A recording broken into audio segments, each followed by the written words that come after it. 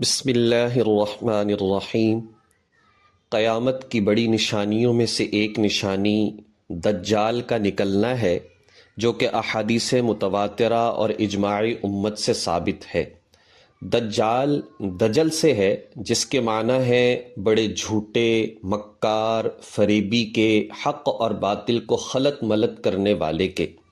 لغوی اعتبار سے ہر جھوٹے اور مکار کو دجال کہا جا سکتا ہے، لیکن حدیث شریف میں جس دجال موعود کے خروج کی خبر دی گئی ہے وہ ایک خاص کافر شخص کا نام ہے جو قوم یہود سے ہوگا، اور مسیح اس کا لقب ہوگا۔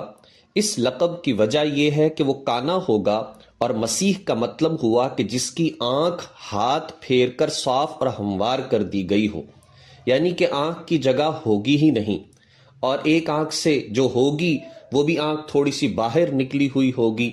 دونوں آنکھوں کے درمیان کاف، فے اور رے یعنی کہ کافر لکھا ہوا ہوگا۔ دجال پیدا ہو چکا ہے، کسی جزیرہ کے اندر قید ہے، لیکن یہ بات احادیث کے اندر موجود نہیں ہے کہ کس جگہ پر وہ موجود ہے۔ سب سے پہلے اس کا ظہور شام اور عراق کے درمیان ہوگا۔ نبوت کا یہ دعویٰ کرے گا، اصفہان آئے گا، وہاں 70,000 یہودی اس کے تابع ہو جائیں گے۔ اس کے بعد وہ خدائی کا دعویٰ کرے گا، زمین پر فساد پھیلاتا پھرے گا، لوگوں کو امتحانات کے اندر ڈالے گا، بڑے شعبدے دکھائے گا، کمزور ایمان کے لوگ اس کے ساتھ چلتے چلے جائیں گے۔ آخر میں وہ ایک شخص کو قتل کرے گا، پھر اسے زندہ کرے گا، لیکن اسے دوبارہ قتل نہیں کر سکے گا۔ اس بات سے ظاہر ہو جائے گا کہ یہ ایک جو اپنے آپ کو خدا کہتا ہے، یہ کیسے کسی کو قتل نہیں کر سکتا۔ لہٰذا اس سے لوگوں میں واضح ہونا شروع ہو جائے گا کہ یہ جو ہے وہ خدا نہیں ہے۔ سب سے بڑی بات تو یہ ہے کہ اس کا کانا ہونا ہی خدا نہ ہونے کی نہایت روشن اور واضح دلیل ہوگی، اس لیے کہ عیب والا تو خدا نہیں ہو سکتا۔ اس کے دونوں آنکھوں کے درمیان یعنی کہ ماتھے پر کافرے کافر لکھا ہوگا۔ پھر اسی طریقے سے اس کا قتل پر قادر نہ ہونا، یہ تو کوئی ایسی بات نہیں، خدا تو ہر چیز پر قادر ہوا کرتا ہے۔ تو بات بالکل واضح سی ہوگی، لیکن اس وقت دیکھیں ایمان کی کس قدر کمزوری کہ اس جیسے شخص کو لوگ جو ہے وہ خدا بنا بیٹھیں گے اور مان بیٹھیں گے۔ حضرت امام مہدی علیہ الرضوان و نصارہ سے قتل و قتال اور جہاد کر چکے ہوں گے اور دمشق میں مقیم ہو چکے ہوں گے۔ اس وقت میں دجال جو ہے وہ نکلے گا اور پھر فساد پھیلاتا پھرے گا، لیکن مکہ اور مدینہ کا رخ کرے گا جہاں پر فرشتوں کا پہرا ہوگا، اس لیے دجال وہاں پر داخل نہیں ہو سکے گا۔ پھر اللہ تبارک و تعالی جو ہے حضرت عیسیٰ علیہ السلام کو آسمانوں سے نازل فرمائیں گے، اور چونکہ امام مہدی بھی وہیں پر واپس تشریف لا چکے ہوں گے اور وہیں کی مسجد جو ہے وہیں کے امام ہوں گے، حضرت عیسیٰ علیہ السلام آئیں گے اور پھر حضرت امام مہدی علیہ الرضوان، عیسیٰ علیہ السلام یہ مل کر جو ہے وہ دجال کا خاتمہ کریں گے اور دجال کو قتل کریں گے۔ دوسری بات، مسائل کے حوالے سے ہمیں گفتگو اور مجلس کے آداب کچھ آج پڑھنے ہیں۔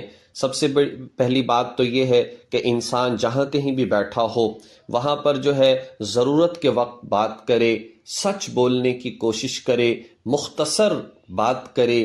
اسی طرح سے عورت ہو تو کسی غیر محرم سے اگر بات کرنے کی ضرورت پیش آئے تو نرم لہجہ اختیار نہ کرے کہ جس میں کسی کے دل کے اندر اگر کوئی ایسی بات ہو تو وہ اس کی طرف مائل ہو جائے۔ بات کرنے سے پہلے اس کے انجام کو سوچے کہ جو بات میں کر رہا ہوں اس کا رزلٹ کیا ہوگا۔ سوال غور سے کسی کا سنے، سمجھ کر پھر اچھے طریقے سے اس کا جواب دے۔ جواب دینے میں جلد بازی نہیں کرنی چاہیے۔ اسی طریقے سے بات بات پر قسم نہ اٹھائے، دوسروں کی برائی جو ہے بیان نہ کرے، چغلی نہ کرے، شکایتیں نہ کرے، دوسروں کی نقلیں نہ اتارے۔ اسی طرح سے کسی جاہل سے اگر پالا پڑ جائے تو خاموشی سے وہاں رخصت ہو جائے، وہاں پر وقت کو ضائع کرنے کی ضرورت نہیں۔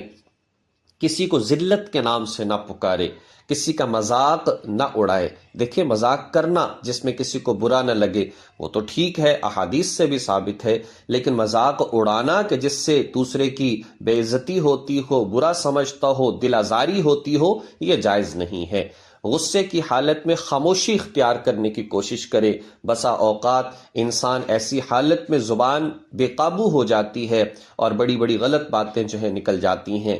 غصہ آنے پر اعوذ باللہ من الشیطان الرجیم پڑھی جائے، جو کہ احادیث میں آتا ہے۔ اپنی حیت کو بدل لے، وہاں سے اٹھ کر چلا جائے، اسی طرح سے کھڑا ہے تو بیٹھ جائے، پانی پی لے، وضو کر لے۔ یہ ساری چیزیں جو ہیں وہ غصے کو ختم کرنے والی ہیں۔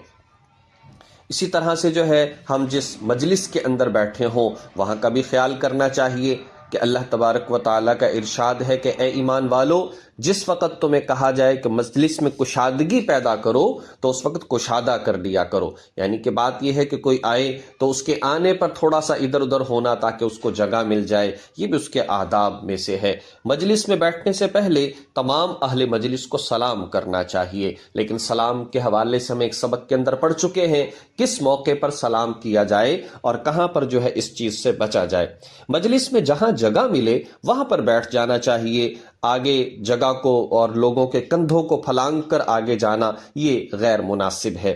مجلس میں جو گفتگو ہو رہی ہو اس میں حصہ لینا چاہیے، تکلفاً سنجیدہ ہو کر بیٹھنا یہ غرور اور تکبر کی علامت ہے۔ مجلس میں 3 آدمی ہوں تو ایک کو چھوڑ کر 2 کا آپس میں کان میں سرگوشی کرنا یا کسی ایسی زبان میں بات کرنا جس سے تیسرا واقف نہیں ہے، یہ جائز نہیں ہے، مجلس کے آداب کے خلاف ہے۔